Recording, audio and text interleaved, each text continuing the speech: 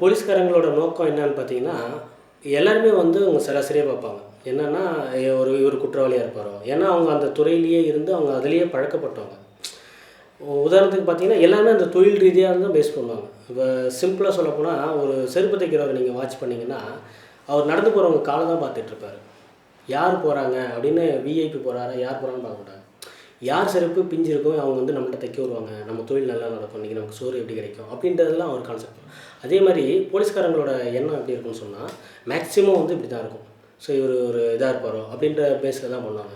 நீங்க ஏதாவது பண்ணிட்டு மாட்னீங்கன்னா, அத வந்து அவங்க இன்னும் கொஞ்சம் அதிகமா எடுத்துப்பாங்க. அதோடு இல்லாம நமக்கு அந்த அதிகாரம் இருக்கு அப்படின்ற அந்த அதிகார தோரணை இருக்கு. இப்போ உங்க இடத்துல நான் இருக்கிறேன்னு சொன்னா, உங்களோட அதிகாரம் இந்த இடத்துல இருக்கிறீங்க, நம்ம ஒண்ணும் செய்ய முடியாதுன்ற அந்த அதிகாரம் மாரி பயன்படுத்துறாங்க இல்லையா? அந்த சட்ட அதிகாரத்த அவங்க தவறா கண்டிப்பா பயன்படுத்துறாங்க. இல்லன்னுலாம் சொல்ல முடியாது. யாரும் அத வந்து மறுக்கிறது இல்ல. நான் பகிரங்கமாவே அத சொல்லுவேன். ஸோ அப்படி வந்து அந்த மாரி ஒரு சூழல் ஏற்படும்போது, நீங்க வந்து பொதுவா நீங்க ஒரு ஜென்யூனான பெர்சன். நான் வந்து தப்பு பண்ணிட்டு இதெல்லாம் போய் பேசுங்கன்னு சொல்ல வரல. நீங்க ஒரு ஜென்யூனான பெர்சன். உங்கள வந்து இது மாரி வந்து போலீஸ் வந்து இல்லீகலா ட்ரீட் பண்றாங்க அப்படின்னு சொன்னா, நீங்க வந்து உடனே வந்து இப்ப எல்லா வசதியும் இருக்கு. மொபைல்லேருந்து 100க்கு ஃபோன் அடிச்சு, இந்த மாரி தேவையில்லாம மிரட்டுறாங்க. அவங்க உண்மையான போலீஸ் மாரியே எனக்கு தெரியல அப்படின்னு கூட சொல்லலாம். ஏன்னா, சட்டப்படி தான் அவர் நடக்கணும். அவர் சட்டத்தை மீறி கையாளுறாருன்னா, அப்போ வந்து அவர் உண்மையான போலீஸா என்னன்றது எனக்கு டவுட்டா இருக்கு. ஏன்னா, இப்ப எத்தனை பேர் போலிகள் இருக்காங்க. அந்த மாரி வந்து நம்ம வந்து 100க்கு அடிச்சு தகவல் சொல்லலாம். அப்ப என்ன செய்வாங்க, அவங்க வந்து இவங்க வந்து யார் இருக்கா, என்ன இருக்கா அப்படின்னு சொல்லி எந்த இடத்துல இருக்கிறாங்க அப்படின்றதெல்லாம் பார்த்து, அவங்களோட செயல்பாடுகள முறைப்படுத்துவாங்க. ஸோ அந்த மாரி ஒரு ஆப்ஷன் இருக்கு. இல்ல நான் வந்து வேற இன்னும் தெளிவா நான் சொல்லணும் அப்படின்னு சொன்னாக்கா, நான் வந்து ஒரு இந்திய குடிமகன். சட்டப்படி இந்திய குடிமகன் அப்படின்னு சொல்லலாம். அத வந்து எல்லாருமே இந்திய குடிமகன்றது எல்லாருக்கும் தெரியும். பட் வந்து அந்த இந்திய அரசமைப்பு கோட்பாடு 5ன் படி அந்த 5ன் படி நான் வந்து இந்திய குடிமகன் அப்படின்னு நீங்க சொன்னீங்கன்னா, ஓஹோ! இவர் கொஞ்சம் சட்டம் தெரிஞ்சவரு. அதனால வந்து நம்ம இவர்ட்ட கொஞ்சம் நீட்டா பேசணும் அப்படின்னு அவங்க வந்து அவங்களோட செயல்பாட முறைப்படுத்திப்பாங்க. ஸோ இதையும் வந்து நம்ம செய்யலாம்.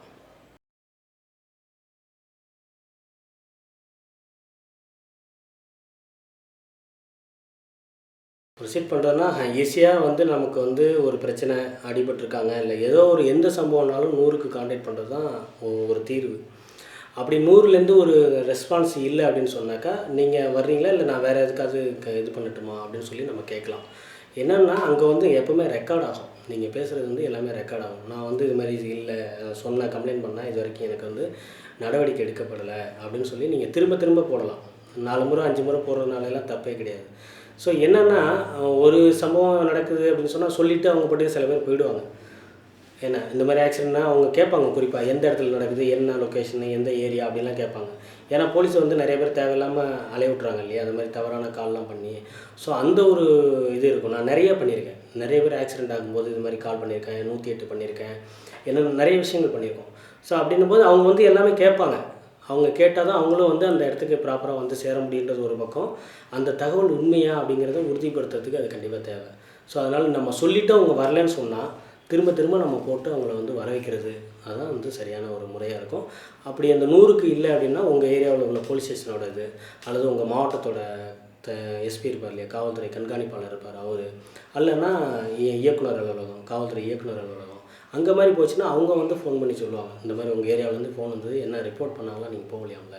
அப்படின்னு சொல்லி கண்டிப்பா கேட்பாங்க. ஸோ அந்த மாரி யுக்திகள் ஃபாலோ பண்ணலாம். இதுக்கெல்லாம் விரிவா வந்து புத்தகத்தில எழுதியிருக்கேன். நெறைய விஷயங்கள் இருக்கு. அது புத்தகத்தில எழுதியிருக்கேன். எப்படி எப்படி ஸ்டெப் பை ஸ்டெப்பா போலாம் அப்படின்றதெல்லாம் புத்தகத்தில எழுதியிருக்கோம்.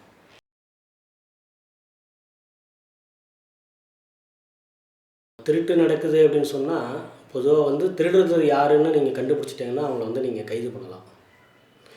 என்னடா கைது பண்ணலாம் அப்படின்னு சொல்லி ஒரு த்ரில்லிங்கா இருக்கும். என்னடா கைது பண்ணலாம் சர்வசாதாரணமா அப்படின்னு சொல்றீங்கன்னு நினைக்கலாம். போலீஸ் தானே கைது பண்ண முடியும் அப்படின்னு. அது கிடையாது. பொதுவா வந்து யார் வேணாலும் கைது பண்ணலாம். ஒரு சம்பவம் நடத்திட்டு, ஒரு குற்றத்த பண்ணிட்டு, அந்த குற்றத்துலேருந்து அந்த நபர் தப்பிச்சு போயிறாரு. குற்றம் பண்ணிட்டு அதுலேருந்து தப்பிச்சு போறாரு அப்படின்னு சொன்னா, அவர யார் வேணாலும் கைது பண்ணலாம். இப்ப சில இடங்கள்ல பார்த்துருப்பீங்க. போலீஸே இப்ப இது பொதுமக்களே பிடித்து ஒப்படைத்தனர் அப்படின்னு சொல்லுவாங்க. அது வந்து சட்டப்படி சொல்லணும்னா, அது கைது பண்ணியிருக்காங்கன்னு தான் அர்த்தம்.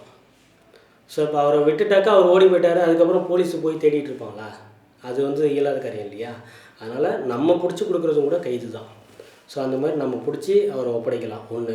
2வது அவரு எஸ்கேப் ஆயிட்டாரு அப்படின்னு சொன்னா, அது அந்த சம்மந்தமான புகார வந்து நம்ம வந்து அவங்க பாதிக்கப்பட்டவங்க இருக்காங்கல்ல, அவங்க துணையோட இந்த மாரி வந்து ஒரு சம்பவம் நடந்திருக்கு அப்படின்னு சொல்லி நம்ம காவல்துறைக்கு கம்ப்ளைண்ட் பண்ணலாம்.